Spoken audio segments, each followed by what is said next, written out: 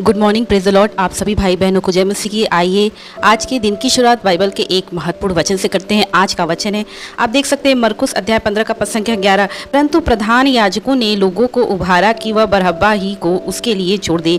यह सुन पिलातुस ने उनसे फिर पूछा, तो जिसे तुम यहूदियों का राजा कहते हो उसको मैं क्या करूं? वे फिर चिल्लाए, उसे क्रूस पर चढ़ा दे। पिलातुस ने कहा, क्यों, इसने क्या बुराई की है? परंतु वे और भी चिल्लाए, उसे क्रूस पर चढ़ा दो। तब पिलातुस ने भीड़ को प्रसन्न करने की इच्छा से बरहब्बा को उनके लिए छोड़ दिया और यीशु को कोड़े लगवा कर सौंप दिया कि क्रूस पर चढ़ाया जाए। देखिए, हर जमाने में दो प्रकार की भीड़ और उस भीड़ में दो प्रकार के लोग आपको दिखेंगे।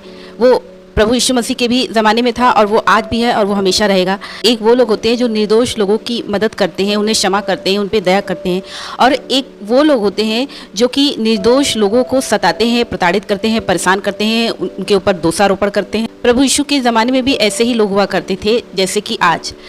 उस वक्त प्रभु यीशु मसीह ने अंधों को आँखें दी, गूंगों को वाणी दी, मुर्दों को जीवित किया, दुष्ट आत्मा से ग्रसित लोगों को छुटकारा दिया, चंगाई दी। जो बीमार थे, शारीरिक दृष्टिकोण से परेशान थे, भिन्न भिन्न प्रकार की बीमारियों में प्रभु ने उन्हें आज़ाद किया, स्वतंत्र किया। हर एक प्रकार की बीमारियों से उन्हें चंगाई प्रदान किया। प्रभु ने कभी भी किसी का भी बुरा नहीं किया था, क्योंकि वो ईश्वर भी थे और वो एक मसीहा थे और वो इस पृथ्वी पर किसी का बुरा करने नहीं आए थे, बल्कि हम मनुष्य जाति को उद्धार देने के लिए, हमें हमारे पापों से बचाने के लिए आए थे। लेकिन हम मनुष्यों ने उनके साथ क्या किया? उस वक्त कुछ ऐसे भी लोग थे जो कि पापों में फंसे हुए थे, लेकिन जब उन लोगों ने प्रभु यीशु मसीह को जाना तो उन लोगों ने अपना जीवन बदला। चाहे वो पौलुस हो, मत्ती चुंगी लेने वाला हो, जक्कई हो, व्यभिचारिणी स्त्री हो, और भी बहुत से ऐसे लोग थे जो कि पापों में फंसे हुए थे। लेकिन जब उन लोगों ने प्रभु यीशु मसीह को जाना, उन्हें स्वीकार किया, तो उन लोगों ने अपना जीवन बदला और वे सब के सब प्रभु से प्रेम भी करते थे और प्रभु का सम्मान करते थे। लेकिन उसी वक्त कुछ ऐसे लोग भी थे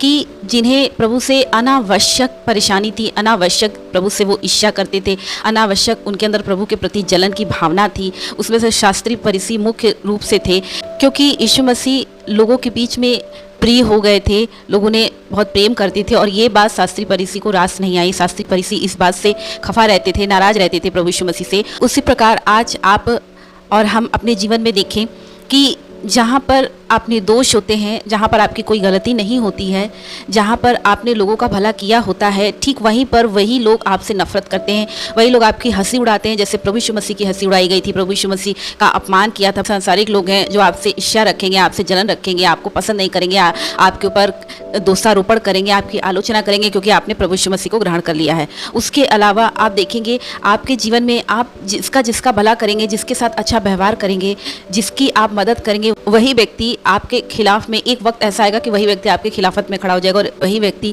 जिनके साथ हम अच्छा व्यवहार करते हैं, वही बाद में हमारी निंदा करते हैं, हमारी हंसी उड़ाते हैं और हमारे साथ बुरा बर्ताव करते हैं, जैसे कि उस वक्त वहाँ उन लोगों ने प्रभु यीशु मसीह के साथ किया। देख सकते हो ना 19 के 15 से। परंतु वे चिल्लाए, ले जा, उसे क्रूस पर चढ़ा। पिलातुस ने उनसे कहा, क्या मैं तुम्हारे राजा को क्रूस पर चढ़ाऊं?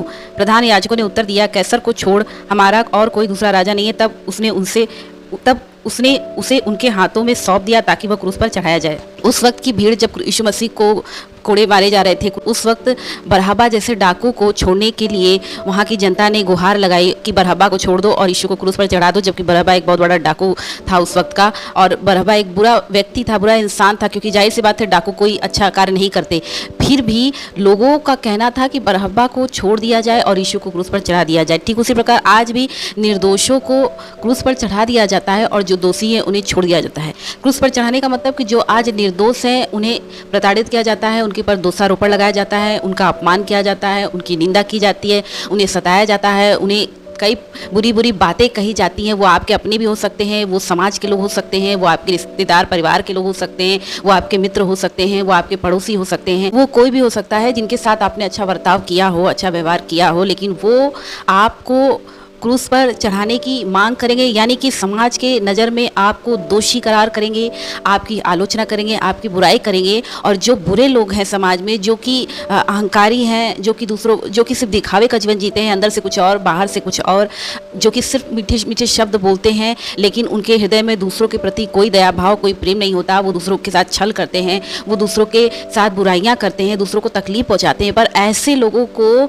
ये लोग जो आपको प्रताड़ित करते हैं, ये लोग जो आपको तकलीफ पहुंचाते हैं, आपकी निंदा करते हैं, ये उस प्रकार के लोगों को एक बार क्षमा कर सकते हैं बरहबा डाकू के जैसे, लेकिन आपको क्षमा नहीं करेंगे प्रभु यीशु मसीह के समान। वचन में लिखा है कि संसार ने जब मुझे ग्रहण नहीं किया तो तुम्हें ग्रहण कैसे करेंगे। यानी कि आज संसार के जो सांसारिक लोग हैं, जो शैतान की ओर से लोग हैं, वो आपको कभी भी ग्रहण नहीं करेंगे और वो आप कितना भी आप निर्दोष हो, लेकिन वो आपको दोषी ही ठहराएंगे, आपके बारे में बुरा ही बोलेंगे। इसलिए हमें निराश नहीं होना। हमें जैसा प्रभु यीशु मसीह ने उस वक्त कहा कि ये प्रभु इन्हें क्षमा कर, ये नहीं जानते कि ये क्या कर रहे हैं। जब प्रभु यीशु मसीह क्रूस पर चढ़ाए गए थे तो प्रभु ने ये जो शब्द बोला था कि प्रभु इन्हें क्षमा कर, तो हमें भी वही बोलना है कि यदि हम निर्दोष हैं, यदि हम सही हैं, यदि हम गलत नहीं, यदि हमने किसी के साथ बुराई नहीं किया, फिर भी यदि हमारे बारे में कोई बुरा बोलता है, तो हमें बस उसके लिए इतना ही बोलना है कि हे प्रभु इन्हें क्षमा कर, क्योंकि ये नहीं जानते हैं कि ये क्या कर रहे हैं। प्रभु ने कोई भी अपराध नहीं किया था। ये बात और है कि ये पूरी नियोजित योजना के तहत प्रभु यीशु मसीह ने क्रूस को स्वीकार किया, वरना इस संसार का उस वक्त का कोई भी ऐसा व्यक्ति नहीं था जो प्रभु को अपने बल पर क्रूस पर चढ़ाता। किसी के अंदर इतनी बल शक्ति सामर्थ्य नहीं थी कि वो प्रभु को क्रूस पर चढ़ा लेता, लेकिन क्योंकि प्रभु की खुद की योजना थी, हम पापियों को उन्हें बचाना था, क्रूस पर अपना लहू बहा के हमें हमारे पापों से छुटकारा देना था, इसलिए प्रभु ने क्रूस की मृत्यु को स्वीकार किया। आप सदैव प्रभु में आनंदित रहें और विश्वास करें कि प्रभु आपसे बहुत प्रेम करते हैं और प्रभु के इस प्रेम में बने रहें और भले कार्यों में लगे रहें। इन वचनों के द्वारा प्रभु आप सभी भाई बहनों को आशीष दे। सभी को जय मसीह की।